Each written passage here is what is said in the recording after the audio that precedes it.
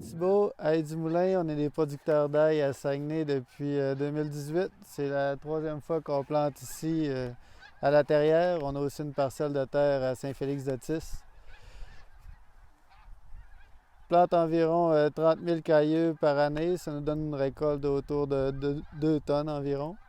Puis on transforme une partie en ail noir qu'on commercialise pour l'instant dans la région, puis qu'on va faire sortir de la région éventuellement.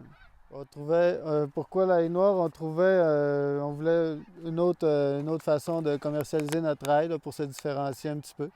Puis on a découvert ça, ce produit-là par la bande, puis on a décidé d'essayer. On travaille là-dessus depuis plus un an et demi. Puis on réussit à avoir un super bon résultat qu'on est content de vendre partout ici dans la zone boréale.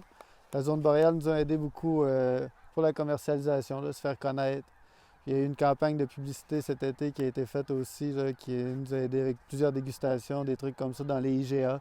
Les IGA ont fait une campagne de promotion, là. IGA Vive la bouffe d'ici, je pense que ça s'appelait la campagne publicitaire.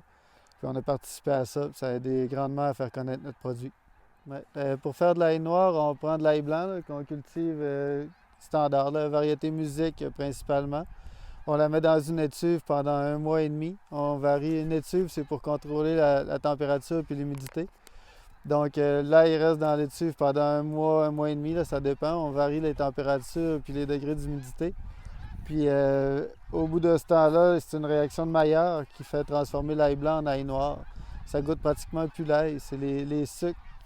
Les enzymes transforment les sucres, puis ça devient naturellement noir et sucré. Là, ça goûte le balsamique. Donc il n'y a aucun autre ingrédient là-dedans que de l'ail, du temps puis de l'humidité. Mais ça goûte, c'est spécial. Ça goûte pratiquement plus l'ail, comme j'ai dit tantôt. Ouais, ben en cuisine, ça s'utilise plus comme un condiment. On met ça en fin de cuisson. L'ail standard, on mettrait ça en début de cuisson parce qu'il y a beaucoup d'aïcine, là, c'est fort. Là, en ayant cuit, transformé pendant 1 mois et demi, l'aïcine est presque toute disparue. Donc le goût de l'ail il est présent, mais c'est pas en attaque, là. C'est croquer dans un bulbe d'ail blanc, ça fait mal aux yeux, puis c'est comme des oignons, ça fait vraiment mal. Mais dans ça, le goût d'ail va venir, là, mais en fin de bouche, vraiment, là, en arrière-plan. Donc avec des pâtes sur des croûtons de pain, avec des entrées, saumon fumé, tout ça, là, vraiment. Là. Il y a des chefs en France qui le mettent même dans des desserts. Là, puis de plus en plus, et surtout dans la région ici, là, vu qu'on est producteurs ici, il y a plusieurs chefs qui l'utilisent. Là, puis dans les sauces, tout ça, là, ils nous surprennent.